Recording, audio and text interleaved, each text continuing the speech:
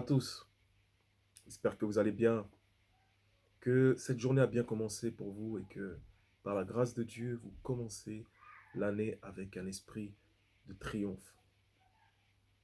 Alors j'ai une bonne nouvelle pour vous ce matin et c'est toujours bien de commencer la journée avec une bonne nouvelle, c'est la grâce que nous avons. La bonne nouvelle, c'est que nous pouvons, tu peux parler à ton Dieu. Et ça, c'est une grâce et c'est une grâce excellente. Dieu est disponible. Dieu est disposé à nous entendre et il nous répond. Aujourd'hui, nous avons cette faveur de la part de Dieu. Nous ne sommes plus dans le temps où il fallait aller dans une montagne pour entendre la voix de Dieu, où il fallait aller dans un temple afin d'entendre la voix de Dieu. Nous ne sommes plus dans le temps où, avant d'être pardonné, il fallait que le souverain sacrificateur puisse entrer dans le lieu très saint afin de demander pardon pour les fautes du peuple. Mais le Seigneur Jésus-Christ, mourant à la croix, le voile du temple s'est déchiré. Et là, nous avons eu accès au lieu très saint. Comme symbole, nous avons accès au lieu très saint.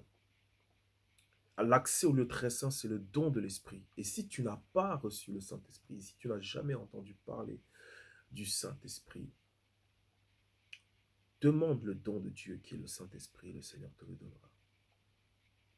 La Bible dit, si méchant que vous êtes, en parlant de l'homme, l'homme qui n'est pas parfait, bien sûr, vous savez donner du pain à vos enfants. Lorsqu'ils demandent du pain, vous ne leur donnez pas une pierre. Lorsqu'ils demandent un poisson, vous n'allez pas lui donner un serpent. À combien plus forte raison notre Père céleste, notre Dieu qui est parfait, ne vous donnera-t-il pas le Saint-Esprit si vous lui demandez?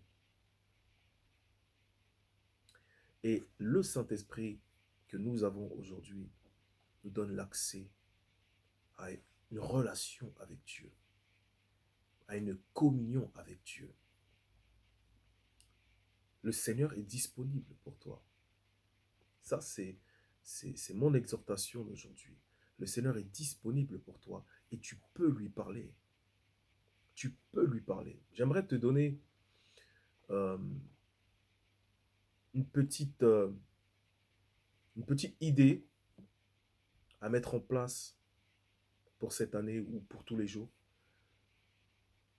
afin de nous aider à pouvoir marcher avec le Seigneur dans cette relation, dans cette communion.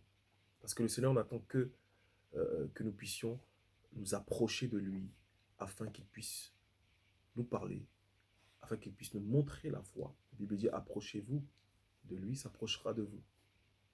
Nous devons faire un pas vers lui et savoir qu'il est disposé à nous entendre. La Bible dit dans Habakkuk chapitre 2, verset 1, « Je me tiens à mon poste, je me tiens à mon poste et je veille pour savoir ce que l'Éternel me dira et ce que je répliquerai. » Ce que je répliquerai. Vous voyez, là on parle d'une communication, on parle d'un dialogue entre l'homme et Dieu.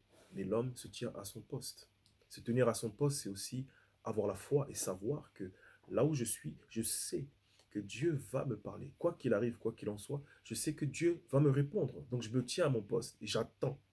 L'attente se fait par un cœur qui a la foi. L'attente se fait par un cœur qui persévère. Un cœur qui croit fortement à Dieu, qui croit fortement que le Seigneur va nous donner une directive, une parole. Je ne sais pas qu'est-ce que tu vis aujourd'hui. Peut-être que tu vis un temps difficile. Peut-être que tu ne sais pas où aller, ni à droite, ni à gauche. Mais tu peux parler à Dieu. Les deux phrases que je voudrais te donner aujourd'hui, les deux choses, c'est la première chose déjà, c'est de demander à Dieu. Demander à Dieu ce que tu attends de lui. C'est-à-dire, demander à Dieu ce que tu veux recevoir. tu sais que tu as besoin de cela, si cela est biblique, si cela convient ou cela ne va pas à l'encontre, ne contredit pas la doctrine ou la pensée de Dieu, et tu as le droit de le demander et de le recevoir aussi. Demande à Dieu ce qu'il te faut. Là, aujourd'hui, si tu plies les genoux, demande à Dieu ce qu'il te faut. Tu sais qu'il me faut quelque chose. Je sais qu'il me faut quelque chose. Quoi que ce soit, je le demande à Dieu. Avec un cœur vrai, un cœur sincère. Pas seulement pour satisfaire seulement mes désirs, pas seulement par envie, par rivalité, par jalousie. Pas par jalousie ni par rivalité plutôt, mais par un cœur qui a besoin de son Dieu, un cœur qui a besoin d'agir avec le don de Dieu. La deuxième chose, c'est de demander, de lui demander ce qu'il peut te donner afin que tu puisses faire briller ton entourage. Vous savez, il y a des choses dont on a besoin, qu'on doit demander à Dieu. Ce qui est vital, on le demande à Dieu. Il y a des choses qu'on doit demander à Dieu, des choses qu'on ne sait pas. Vous savez, Dieu va dire à Jérémie, il va lui révéler des choses qu'il n'a jamais entendues. Vous voyez? Et c'est ce qui nous permet d'être surpris par Dieu, de recevoir quelque chose que nous-mêmes, nous n'avons pas calculé. Vous voyez? Peut-être des fois, tu te retrouves dans une situation où tu ne sais pas quoi faire. Demande à Dieu, qu'est-ce que je peux faire afin de pouvoir être utile à la société? Qu'est-ce que je peux faire cette année afin de pouvoir faire briller mon entourage, afin d'être utile à mon entourage, afin d'apporter quelque chose qui n'est pas de l'homme, qui n'est pas dans mes besoins, mais qui va faire du bien à ceux qui sont autour de moi et qui est divin. Que Dieu te donne une nouvelle mission cette année au travers de ta communion avec lui. Passez une excellente journée.